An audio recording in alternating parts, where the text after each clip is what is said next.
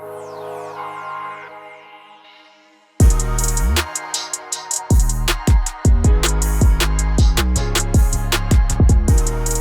Jordan. What's up, Michael? I took a drink of water at the wrong time. How's it going? I'm doing well.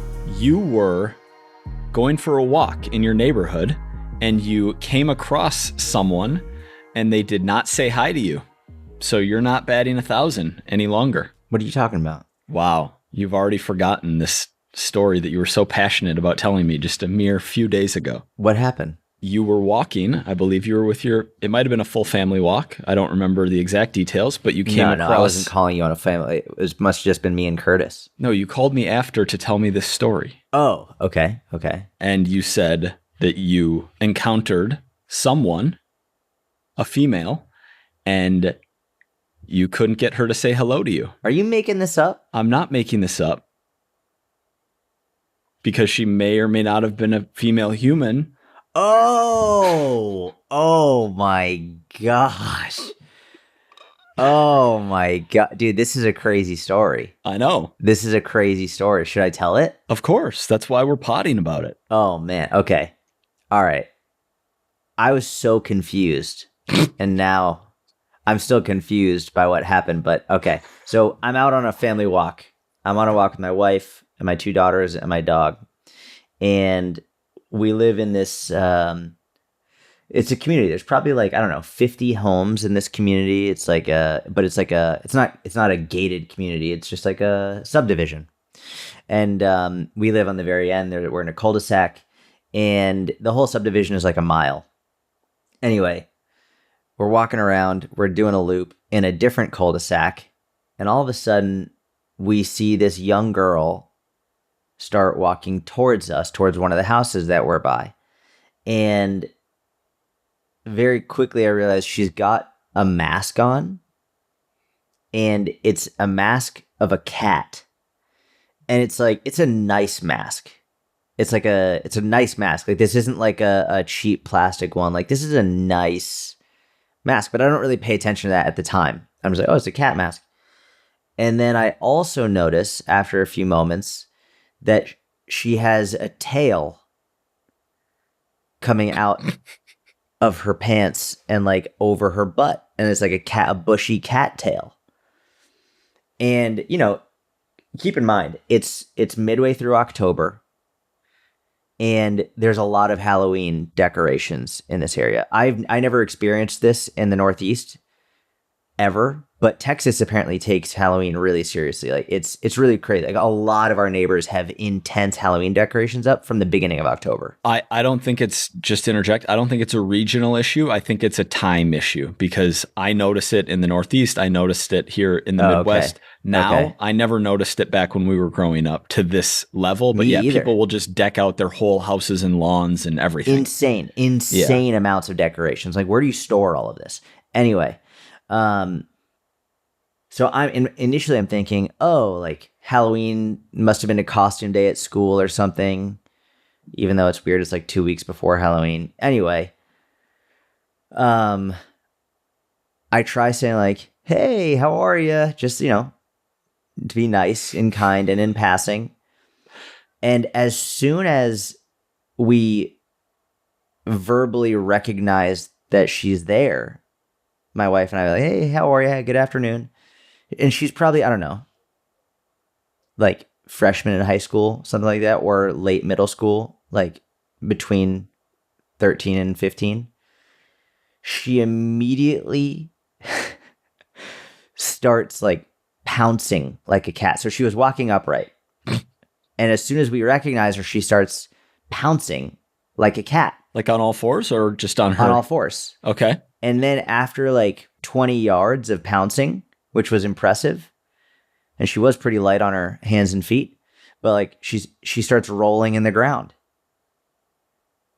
Like, I don't know if cats do that, but she was rolling all over the ground. And then that was it. And then we kept walking away, and we see her go up to this house, and she knocks on the door, and what appears to be her friend opens the door, and her friend is looking at her like gives her a weird look. And then the friend looks inside to her parents like, I don't know if I should let you in or not. And then the parents come to the door, and that's when we turn the corner. That's the last thing we saw. And I realized that I think this is what is called a furry nowadays, where people are now identifying themselves as animals.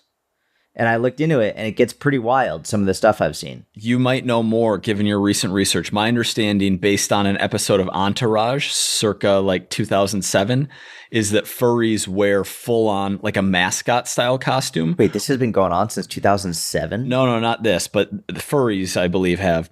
But this, I think, is just someone who identifies as a cat, is what I would imagine. What's going on, dude? I'm not sure, man. But if it's happening even in Texas, I'm not sure. Dude, I've seen that there have been big debates in school systems in terms of let's put litter boxes in the bathrooms for these animals. And I'm like, what? Yeah. What? That's crazy. Yeah. Could you imagine walking into a public bathroom and seeing a human shitting in a litter box?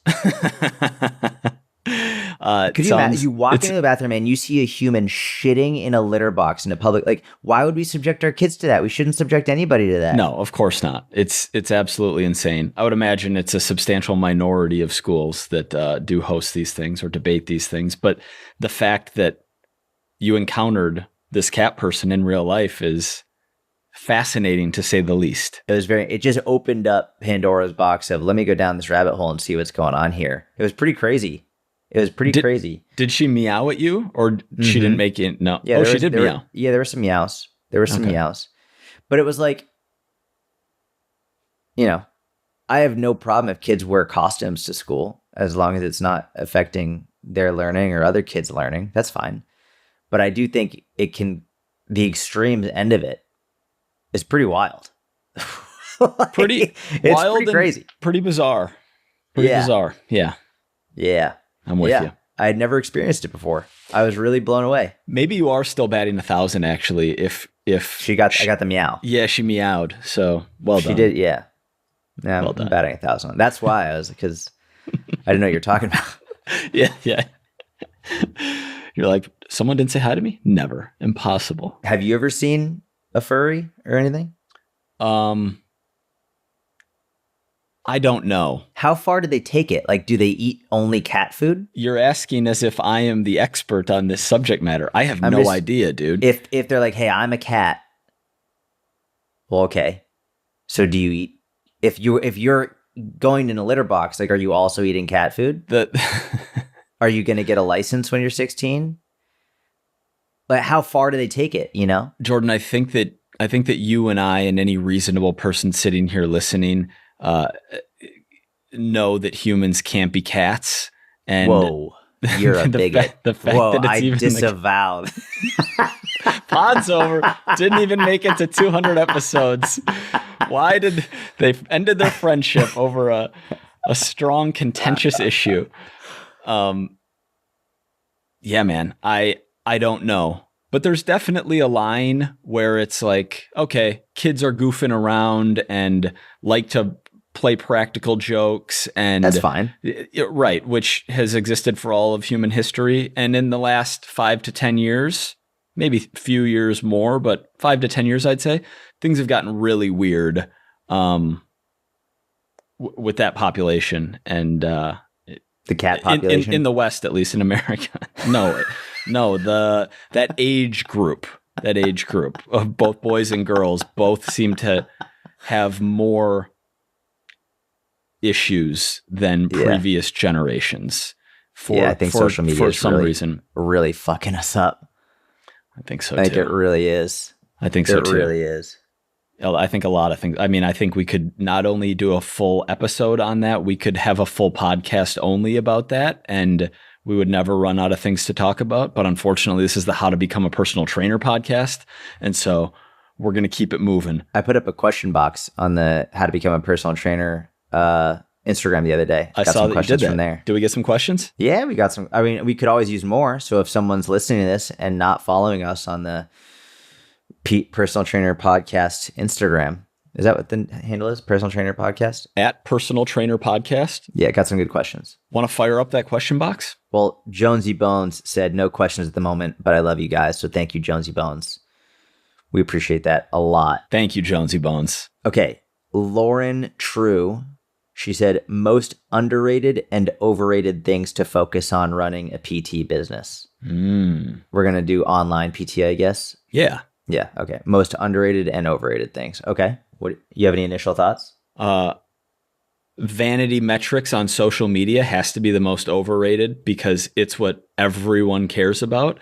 And there isn't a direct correlation between follower count and likes and et cetera to actual business, to number of clients who you sign, to number of people who you help, to how much money you make, to how your business actually does.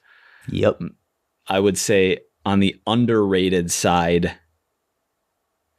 I still think helping people for free on a micro level and giving your time and energy, whether it's in the comments or in the DMs or jumping on phone calls. Think about how many times you and I jumped on phone calls with random people who followed us to help work through issues or answer questions or give voice memos or do free Q&As, but helping people for free, not only through your content, which we all know, but also a layer below that, comments, DMs, phone calls, free consults,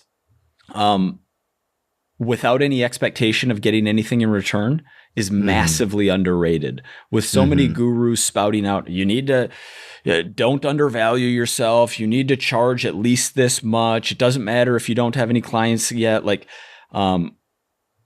I found, and I still see, those who are the most successful are the ones who are willing to absolutely grind to help as many people as possible for free for an extended amount of time, not just days or weeks, but months and years, which lays a foundation of quote unquote 1,000 true fans, of people who are going to support your work forever because you've built those relationships early on by really caring about each of those people and really helping each of those people. That's a very underrated way to build a successful business that's going to last the test of time. I love that.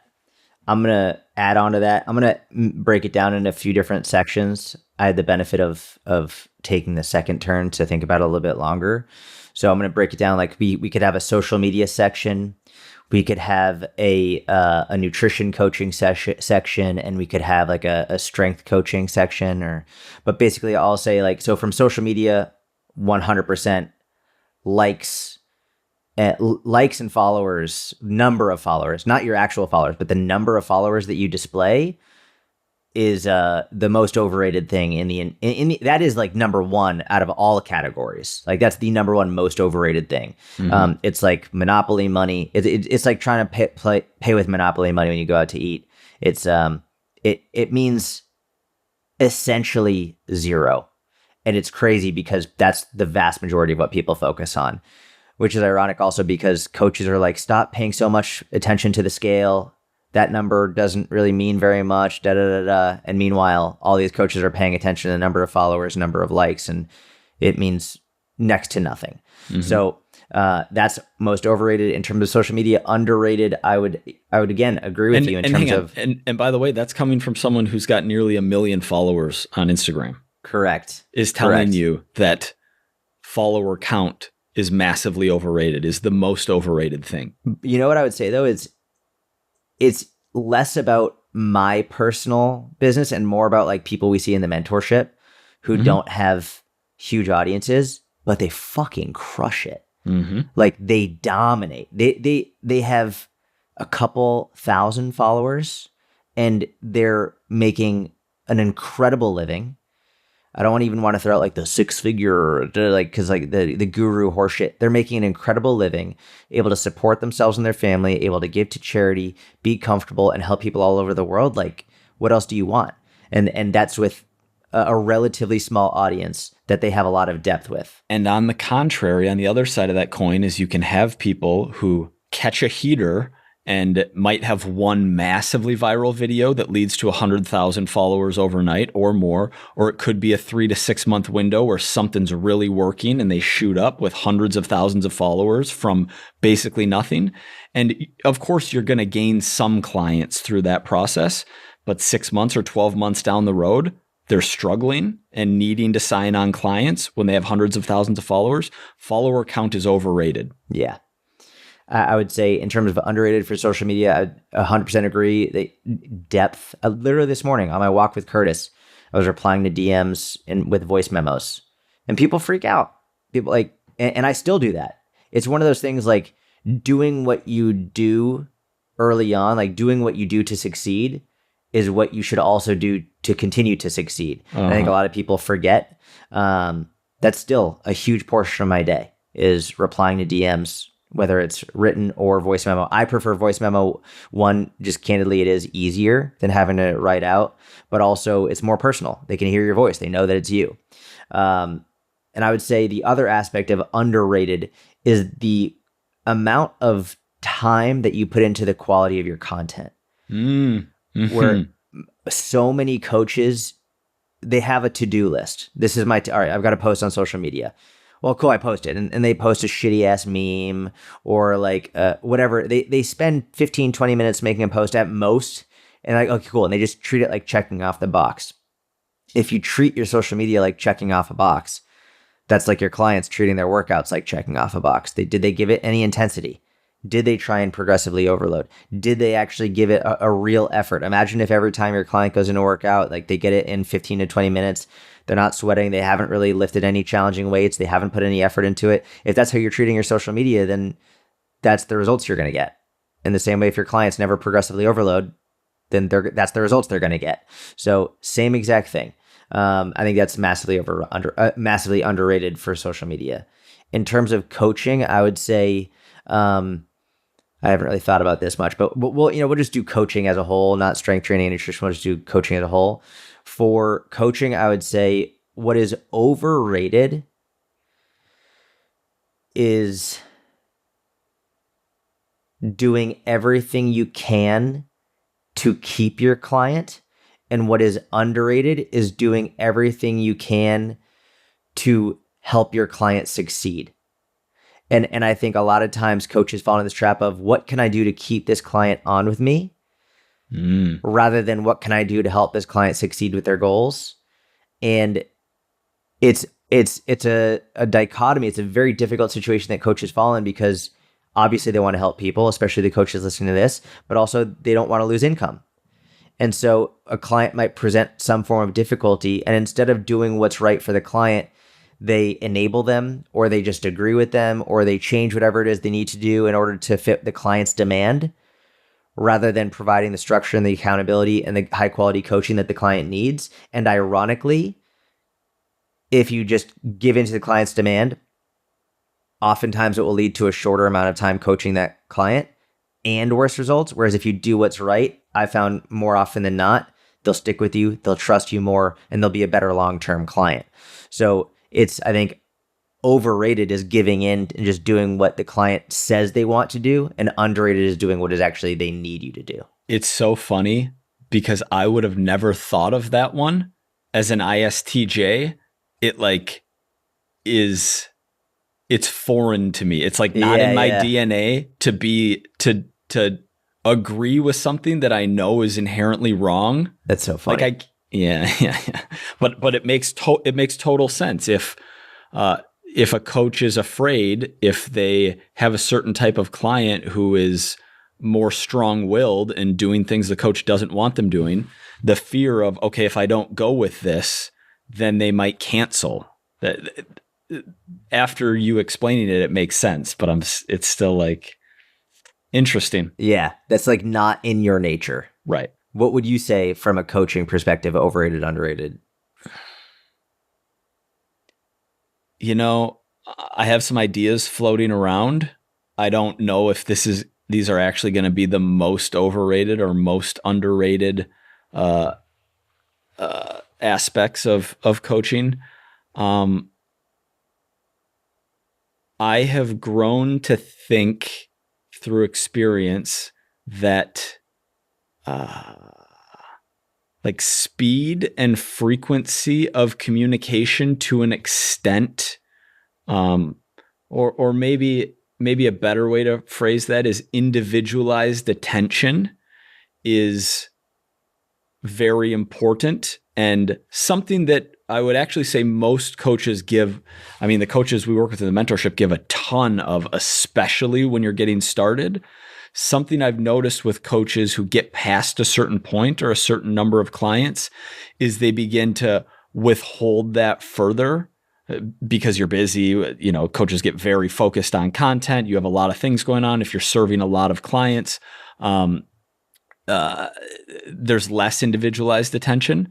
I think continuing to maintain high communication frequency, continuing to do the small things, right? Like keep a laundry list of notes about likes and dislikes of each client when you're designing programs. Really focus on not just the quote unquote science side of program design, but quote unquote the art side of program design, meaning really dislikes these 2 exercises, works out in a space or at a time when it's so busy that they can't be supersetting X and Y things. Little things that you'll pick up through communication with your client that you're not going to remember unless you're making notes, and really applying those to every single program you design. I mean, that's just one tiny example, but anything related to hyper individualized attention is one of the things that leads to a better coach-client relationship, is going to lead to better progress for the client, and as a result is going to lead to better retention for you as the coach, which comes back to something we've talked about a lot, which is if you have a certain number of clients and you serve them very well, that's a way better business strategy than having to constantly be working to get new clients. So that's one thing that comes to mind.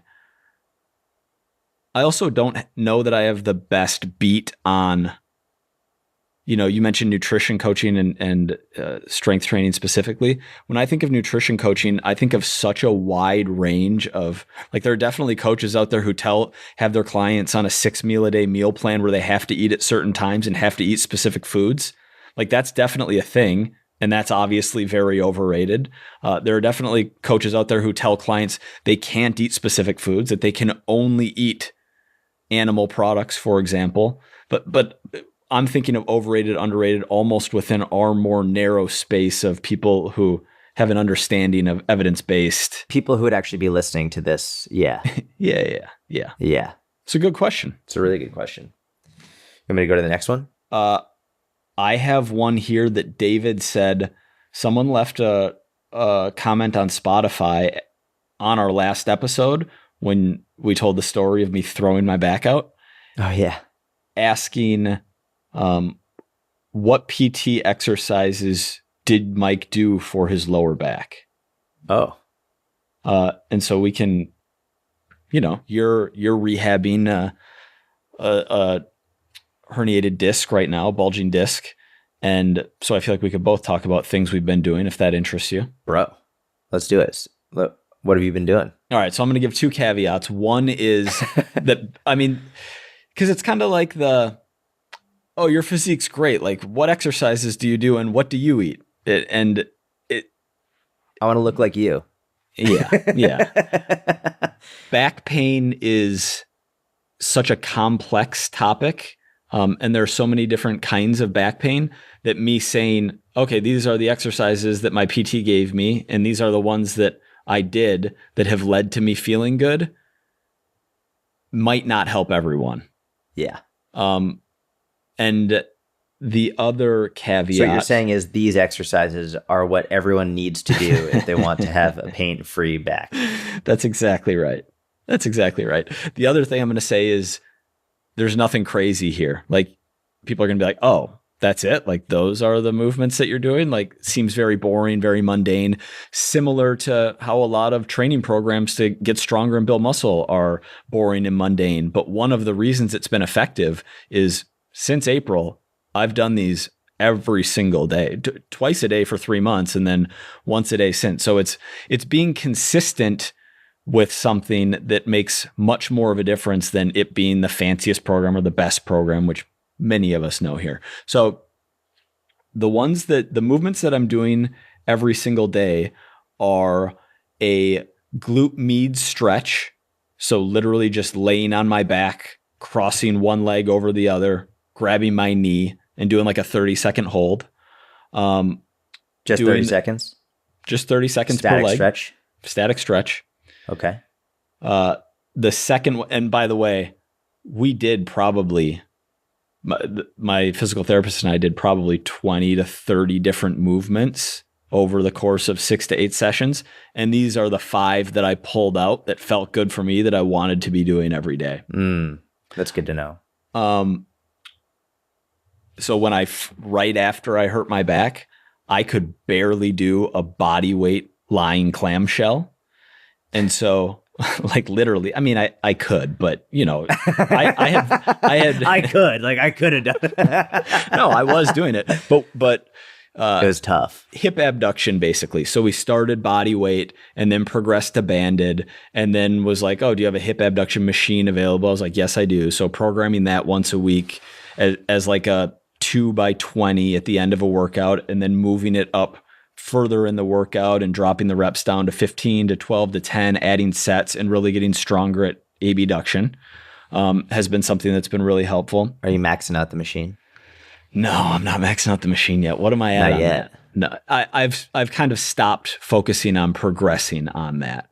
Oh, interesting. Yeah. I Why? mean, why? Because after a certain point with making strength gains, you have to sacrifice more than I think I'm willing to sacrifice in terms of recovery, in terms of eating, Energy.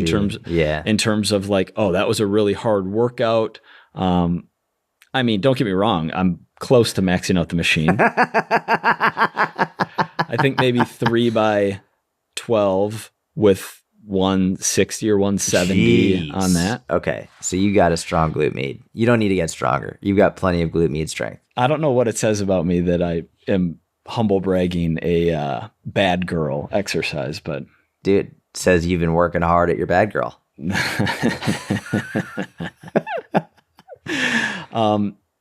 The sciatic flossing move, the sciatic nerve flossing, which you can do either at the knee or the ankle, as far as I know, but I'm doing them at the ankle. So I'm laying on my back, non-working side. My leg is just extended out on the floor, grabbing the back of my hamstring on the working leg, keeping my knee as straight as I can, and then taking my ankle through a full range of motion with a 1-second pause at the bottom and the top for 10 reps Flexing per side. and extending the ankle just up and down. Yeah. Yep.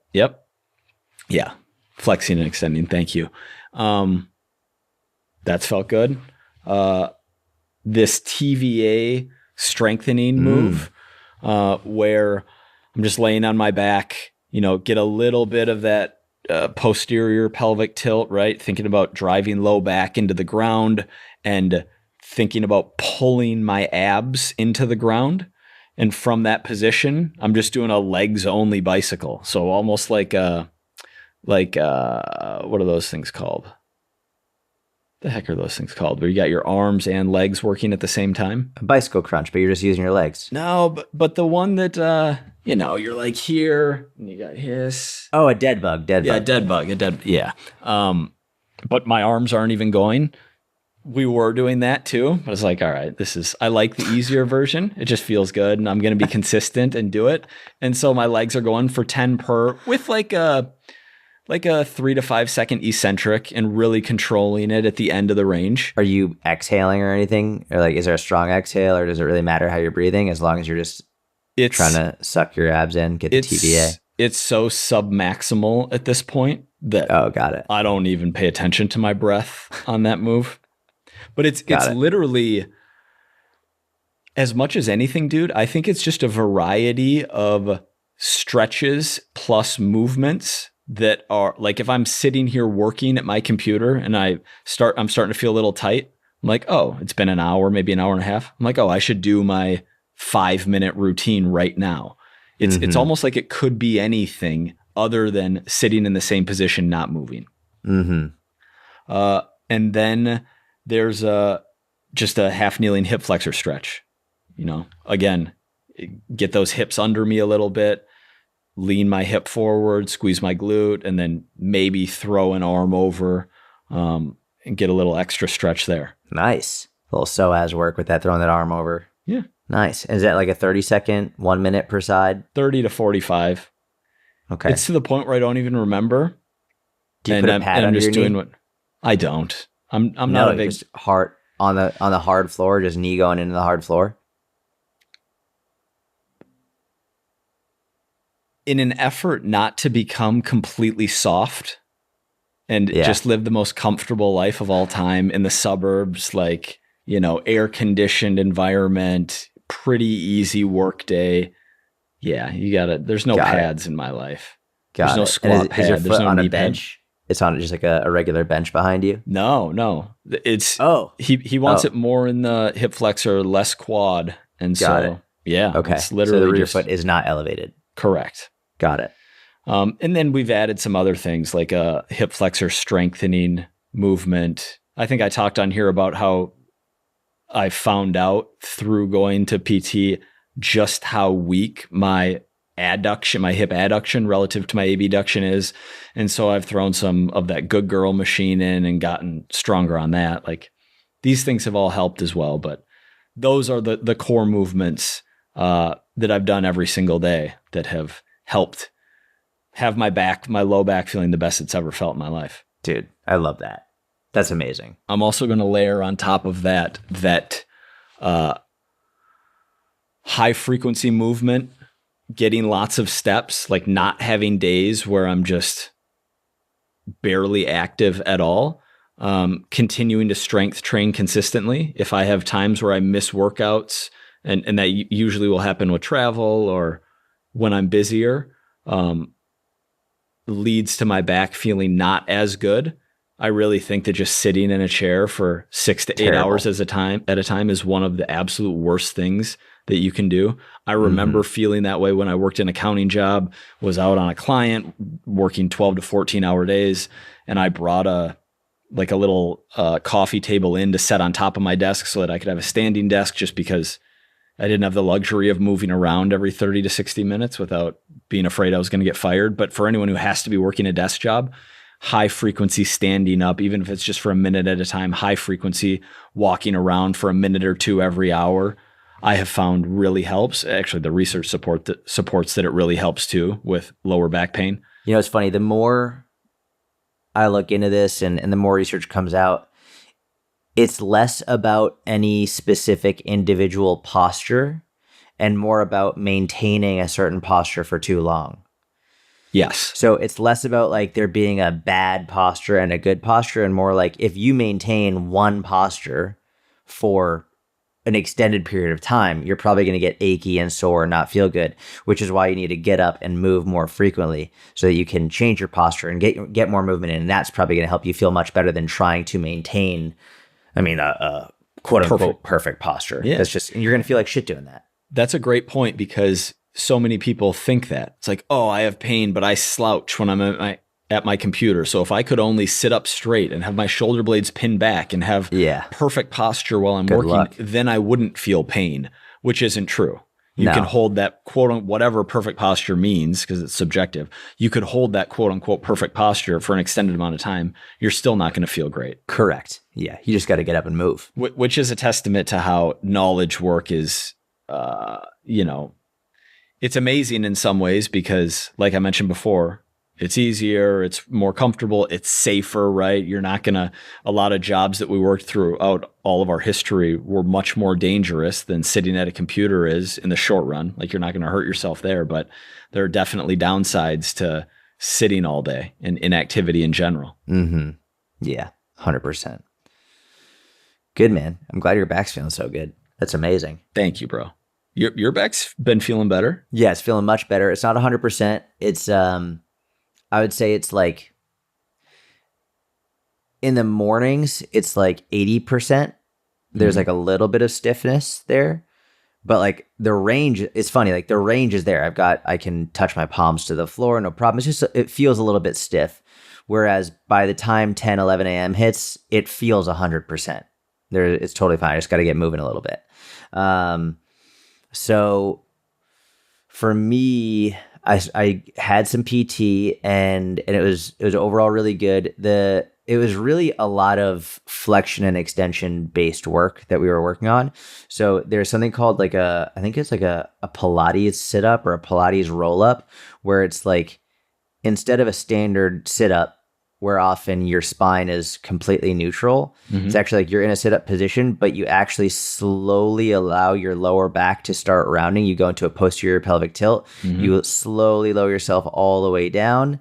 And then you once you reach the bottom position, back flat against the ground, then you drive your lower back into the ground and you slowly elevate yourself back up again with that flexion and extension in the lower back. Like one vertebrae at a time? One vertebrae at a time, exactly. It's like a cat-cow style sit-up. And while trying to do some TVA activation at the same time, trying to like suck in the abs, which it's felt really good. Felt like my abs have gotten much stronger. I've also been doing sort of like it's a pull-off press, but instead of doing the pressing in and out, I hold the cable out.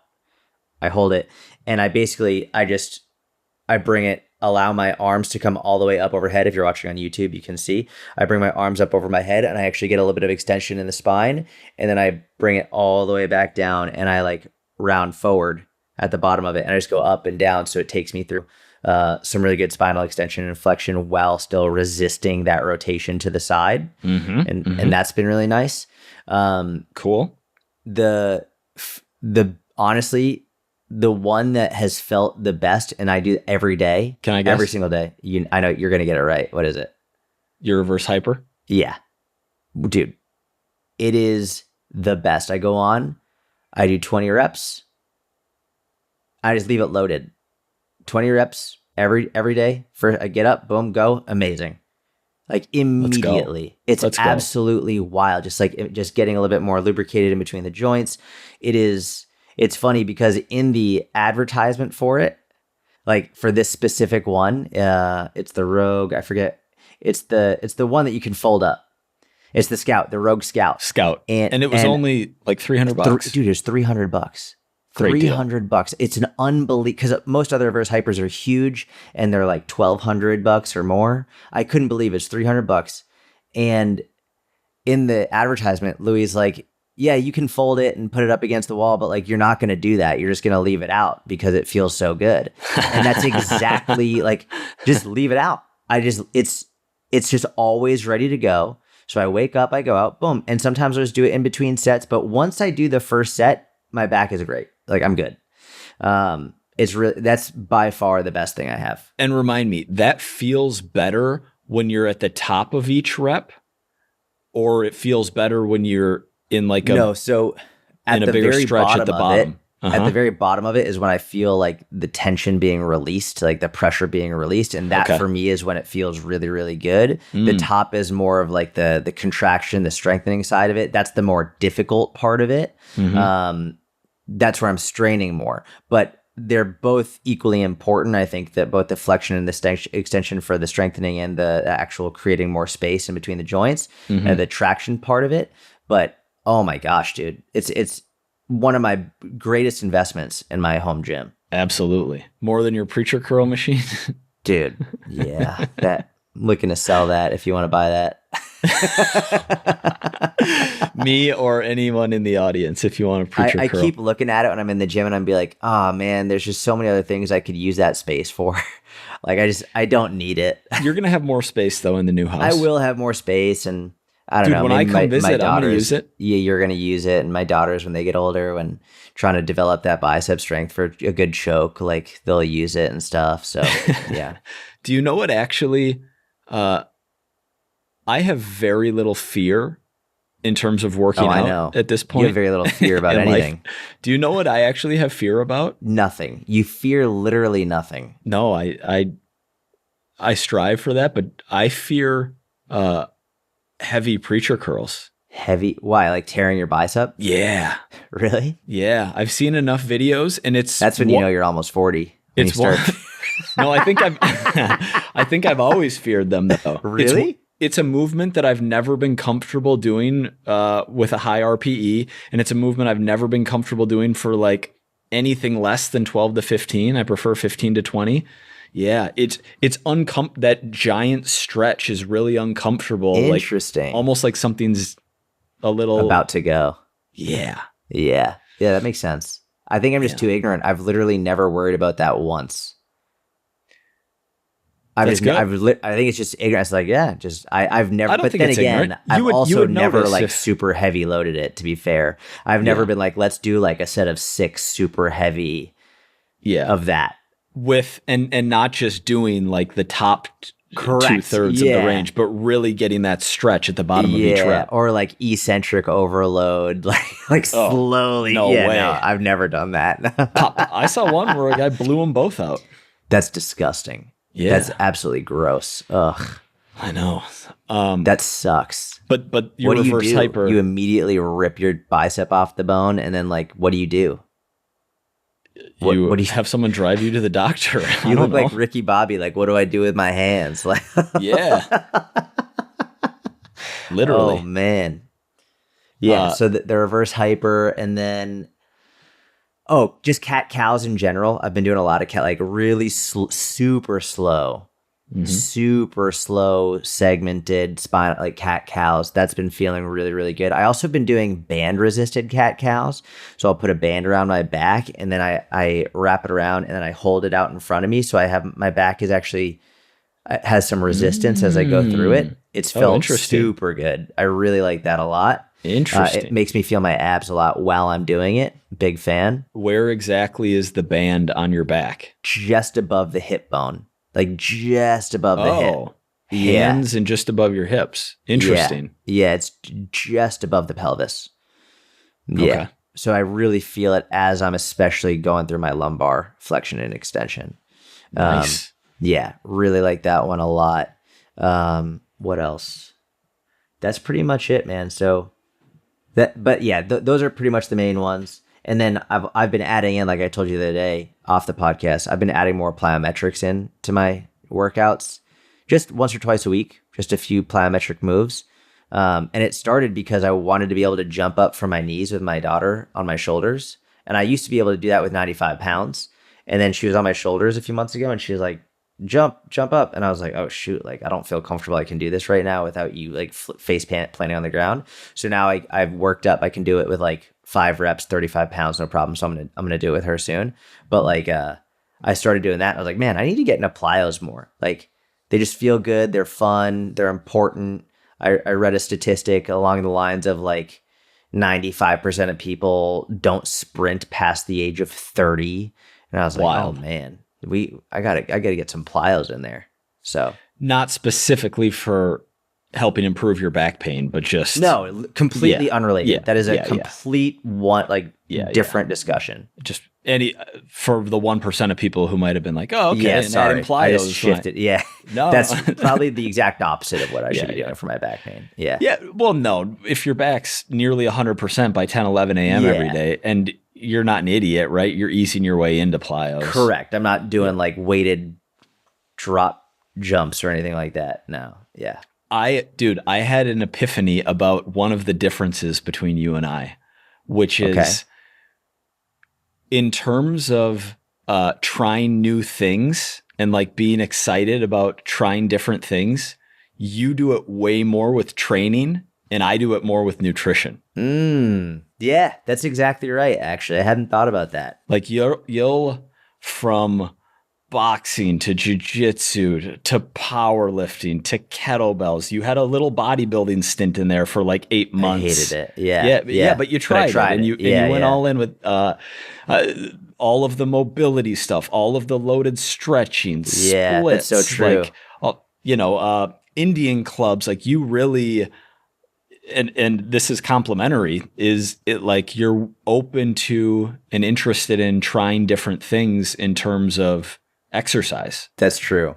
Yeah. And with you, you're like, all right, I'm going to have some kimchi, get some miso soup in there. All right, make sure I have my almonds. That's hilarious because you like kimchi and miso soup.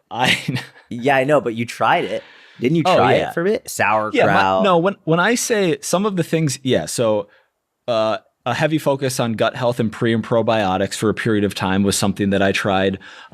Just an interest in like reading about health benefits and like mental health benefits of extended fasts. And I tried a 72-hour fast, which was brutal. Like being open to trying different things, carb backloading. I remember I did backloading. So many things. And Where did that guy go? They're under the principles that calories matter most. I want my macronutrients in a certain place. Like there are certain laws that can't be broken, but then playing with nutrition within their food choice, meal timing. I remember reading some research around meal timing and sleep quality, which are two things I'm interested in. And I would stop eating at like 6:30 or 7 o'clock at night when I was going to bed at 9, 10 o'clock. And focused on how it would impact my sleep. And it actually— Do you still do that? No, because I'm a glutton and I just like I like snacking at night. But I probably should, because something that it led to was me requiring less sleep. So I had higher sleep quality and I could get away with less sleep when I was doing that.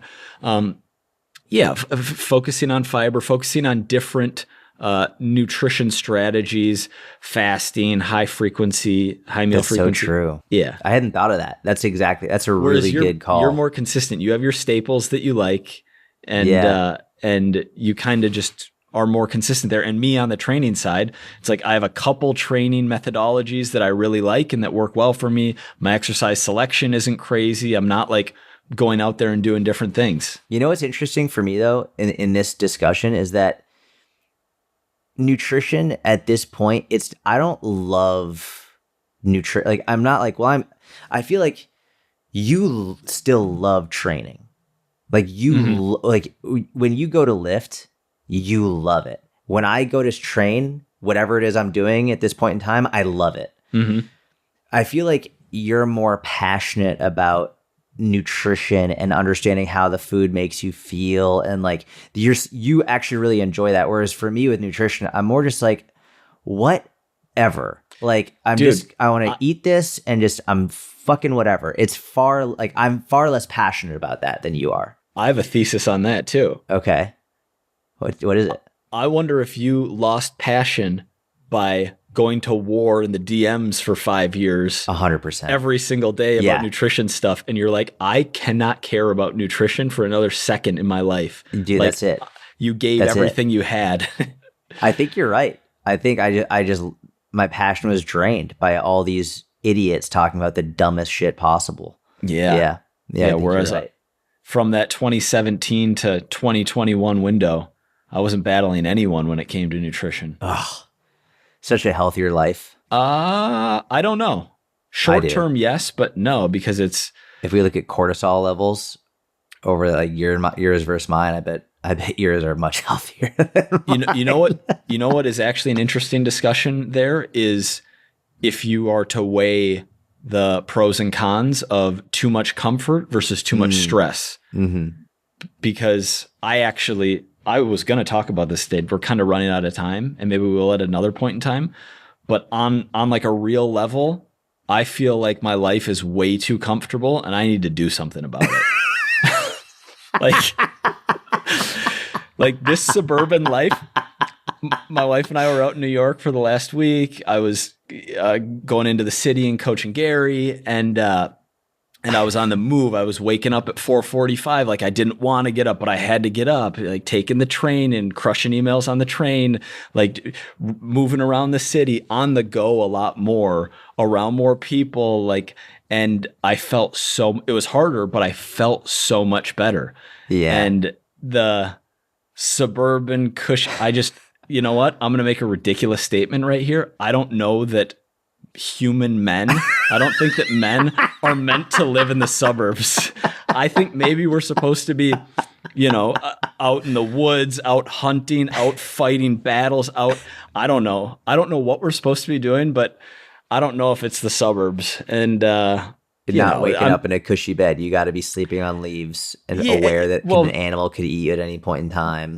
We're being slightly funny with this, but seriously. But you have a higher level of stress with two young kids, plus a dog. I guess I don't even realize how much stress the dog. But the He's amount the first thing that stresses me out in the morning. the amount of work that you're doing, the amount of, you also have, you battle in the DMs about geopolitical issues that you're passionate about. Like you have a lot of stress. Like your fear and anger and stress motivate you. Whereas I've let things get I feel like I'm getting a little soft. I don't know what I need to do. Just throwing that out there. Dude. Just a real raw moment of self-awareness that I've had over the last few days. So you enjoyed getting up early and being around people and No, I hated it in the moment. Okay. But then once I was up and moving, and it's like once you do the hard thing, you always feel good. Yeah. The road to hell feels like heaven. The road to heaven feels like hell. That's a good one. So at what point in the day did you start to be glad that you were up? Was it once you had finished coaching Gary and no, but before then, once I'm sipping my coffee on the train and people are sleeping because it's 5:15, but I'm hammering emails and I'm like, oh, this is it. It was my life for many years, and now my life's a little slower paced. And there's a lot of positives because I think family is the most important thing in life, and like being able to be around my family and be in Minnesota is a really good thing. But I definitely need to find a way to balance it with, I don't know if it's getting back into combat sports. Like there are things that I need to do to waken something within me back up. Oh man. Okay. If I wasn't so terrified of steroids and like the psychological addiction, that might be it. It's like, okay. Are you more scared of the psychological addiction or the physiological potential negative side effects? Psychological addiction. 100%. Really? More than okay. What physiological downsides to just a little 150 mgs of test in the right butt cheek once a week? Like, the physiological effects of being too strong and more vascular and like taking my already solid physique to another level? Terrible. Sounds awful. Yeah, no, you've got good blood pressure and all that. Yeah. It's hedonic adaptation. It's 6 months into 12 months into using. That's the new normal. And then if I ever came off, then it's like, yeah. And like we've been talking about last few days where it's like people who get on, in their mind, they actually think that it's them that's made all this progress and that the drugs haven't helped at all. And so it's like, but they just continue with the drugs. Like these people who pretend that they're not actually online, of which you and I both know many people who pretend like they're not actually taking anything. Yeah. And they actually believe that the results they're getting is because of their work and not the steroids that they're injecting into their ass. It's the classic Arnold Schwarzenegger when he was literally Mr. Olympia, was asked how much steroids matter. And he said he compared them to a good suntan. Like having a good tan has the same effect on your aesthetics and your physique as steroids. That's wild. Wild. That's wild. Yeah. We got a mentorship Q&A in 5 minutes here, so we got to wrap up. Just a quick announcement. Black Friday sale is coming in a few weeks. $500 off. We decided to join the Fitness Business Mentorship. We'll continue to keep you updated on that. Did we decide that, or did you unilaterally decide that? I think it was a unilateral decision. We decided, everyone, $500 off. $500. That's crazy. I was going to say $250. Mike said $500. It's going to be $500 off. Don't miss out on this one. We love you all. We will see you next week. Goodbye.